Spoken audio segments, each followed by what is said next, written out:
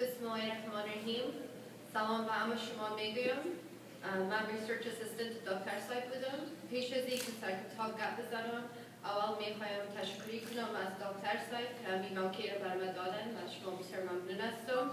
و دوم میخواستم که تشکر کنم از فامیلیم، تشکر بسیار زیاد از مادر و پدرم و خواهرام که مرا تشویق کردند که سر زمین کتاب کار کنم. همین کتاب Islamic Culture یا کتاب است هم بر مسلمانان و غیر مسلمانان و این کتاب است که دکتر صاحب نوشته کردند واقعا بسیار آموزنده است راجع به مسائل کلچر اسلام. چون کتاب دکتر صاحب آموزنده است بخشش میخوایم مگم میخوایم که یک کم به انگلیسی صحبت کنم که جوانان خوبتر بفهمند.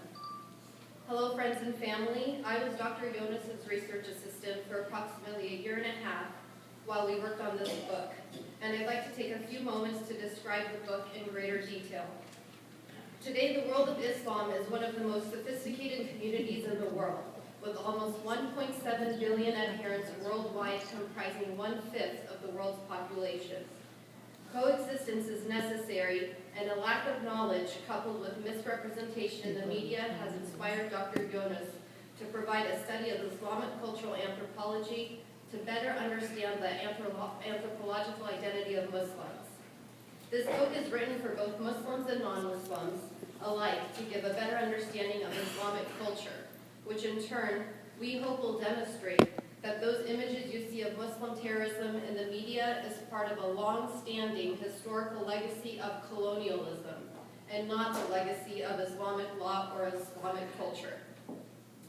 This book delves into the complex field of study which strives to define and answer the question of what is Islamic culture. In most societies, we are familiar with culture as the customs that are inherited from generation to generation. However, what this book aims to exhibit is that in Islam, the founder of Islamic culture, the Prophet Muhammad, formulated a separate culture for his followers. He did not inherit the Islamic culture from his ancestors, no. Rather, he formulated his culture based upon the revelations that he received from God. His tradition, which is called the Sunnah, established a complete way of life that encompasses not only daily rituals, but also the principles of life that make humanity grow to the highest level possible. Islamic culture stands on the basis of intelligence, belief, and action. It is through his or her intelligence that one formulates his or her belief system. In order to understand Islamic culture, one has to refer to the Quran and the traditions of the Prophet. It is important to note that the Quran is guidance for humanity and that the traditions of the Prophet, in this case, is the culture giver. For example, the Quran clearly states that Muslims must perform ritual prayers, but the how, in what form, at what time, and in what condition those prayers must be performed comes from the hadiths. In other words, one does not know Islamic culture if one does not know the hadiths of the Prophet or doesn't know the Quran. On a personal note, what I discovered through this educational journey is that as Muslims, we are incredibly blessed because the dilemmas of this world are significantly reduced because we have rules and guidance that have been ordained for us to live our lives to the fullest.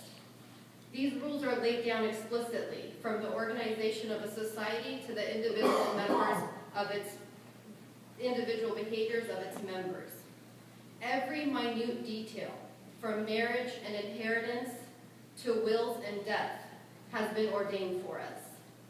Previously, if I had a dilemma that I could not resolve, on any range of topics, from how to deal with a difficult coworker to communicating within a relationship, my first course of action was always to pick up a self-help book or go online and Google what Oprah would say about the topic. However, present day, I first look to the Quran and I now look up hadiths because I know that we have the best self-help guidance in our possession through reading the Quran and reading the hadiths about the Prophet Muhammad in hopes of emulating our lives off his exemplary lifestyle, and that this is the best way to handle life's problems. One of the core messages of the Quran is to seek knowledge as Muslims. Belief should not be based on blind faith or simply adhering to tradition.